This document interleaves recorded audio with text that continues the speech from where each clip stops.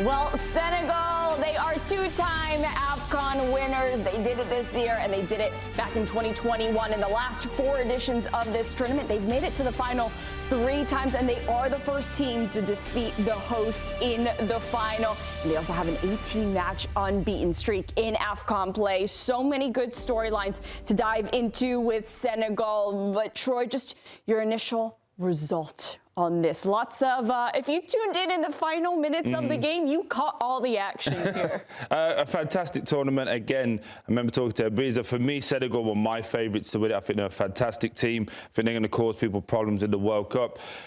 Unfortunately, there's a lot of negativity that's being highlighted about it, but I want to talk to what a great tournament it was.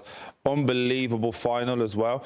35 shots in a final is unheard of. No one came to the game to sit back and counter-attack. It was 2 teams going for it, and the man you can see there, in my opinion, now goes down as the greatest African player to ever play. Unbelievable story, unbelievable human, and yeah, just a wonderful team effort to get it over the line. How much did AFCON really raise the level on AFCON this year in terms of everything that we got to see from start to finish? Year on year, it's getting better. It's getting more publicity, not only from the infrastructure of stadiums and everyone covering it, but the players. Let's just talk to the football. The players are better. The managers are better. It's now becoming what should have been, in my opinion, for a while anyway, more recognised as a serious competition, because the level is frightening, and it needed this type of game to get everyone's eyes and ears on it, but it also needs teams like Morocco, teams like Senegal to go and have a very good World Cup, which I believe they will do. Well, let's talk more about this with our CBS Sports AFCON correspondent, Mbizo Mzamane. And Mbizo, I'm going to pose this question to you as well. Woo! Just the level that was raised. The level that was raised for AFCON this year. I mean, it all started off with you and your outfits. You really raised the level for us here at the network. But just overall, the tournament, what we got to see from it this year.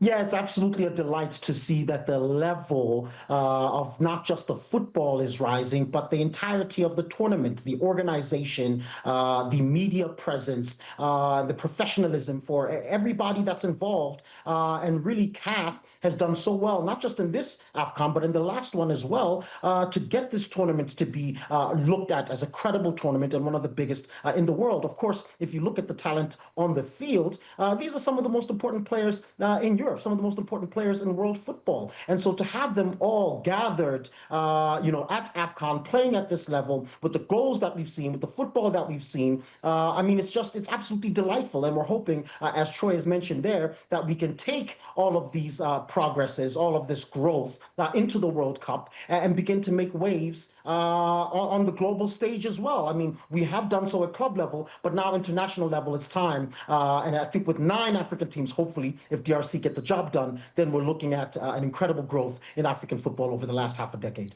Even though DR are playing Jamaica potentially, I'm siding with you. I feel like DR will get through.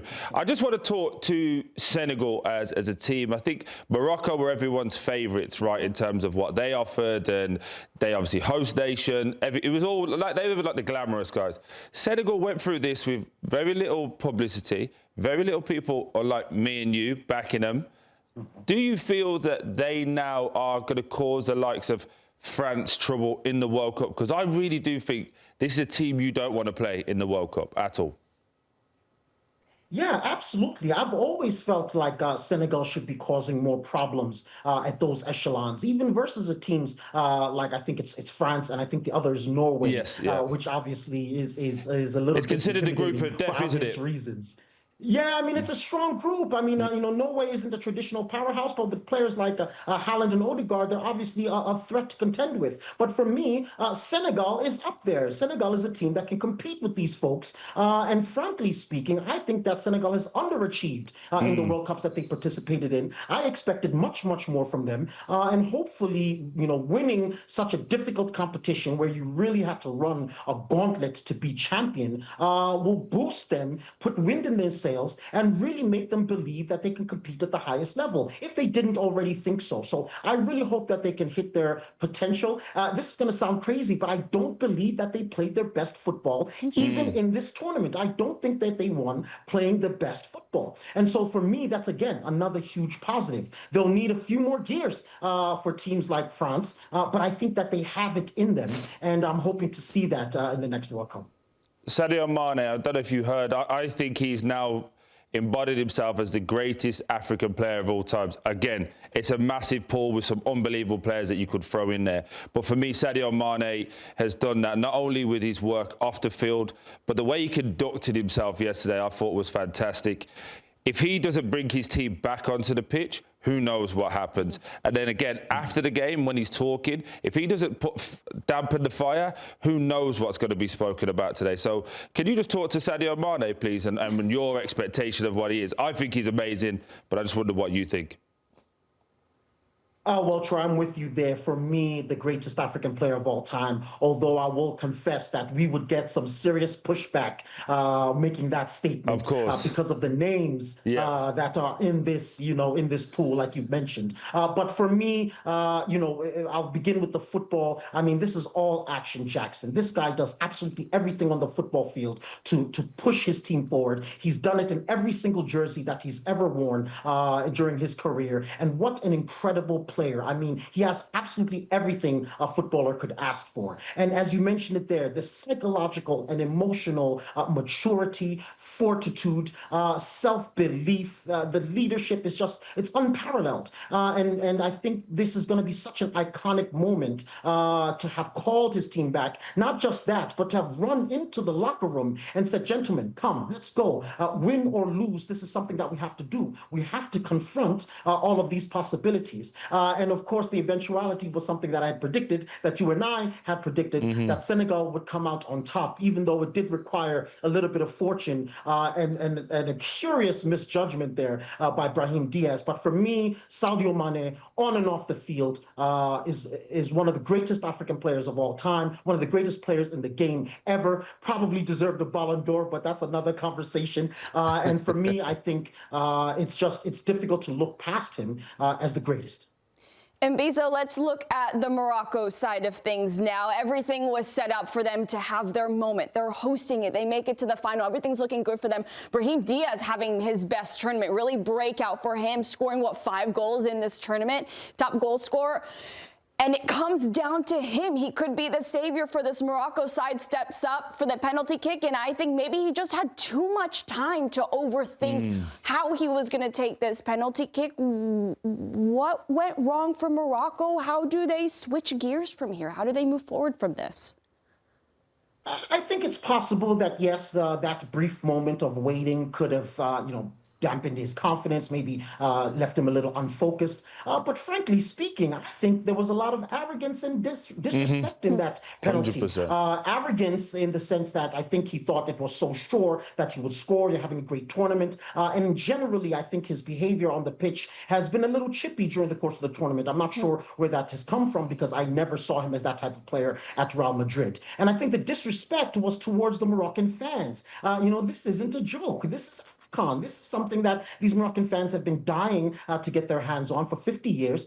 They've invested like crazy in football in the country, from grassroots all the way to the national team, to the professional levels. And so for me, it was irresponsible. I think that's the word that I would use. Irresponsible, arrogant, and disrespectful. And I think that's really where it all came apart. Because if he scores that penalty, we're talking about a Morocco victory most likely. And that didn't happen. And of course, the game was then marred by a few different scenes, that probably are not too savory. But you know what? The fact is, drama happens in football. It's happened in every competition.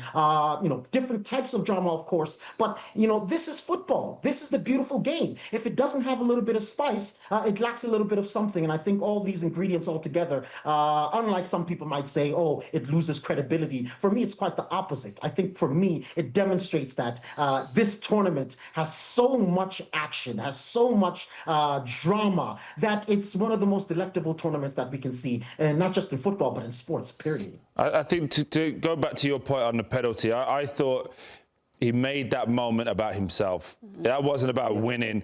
And it wasn't about making sure that Morocco get this AFCON because that's what we need. That was about how do I look good in this moment. Unfortunately, it backfired. I just want to talk to those scenes you're talking about, and they are unsavoury.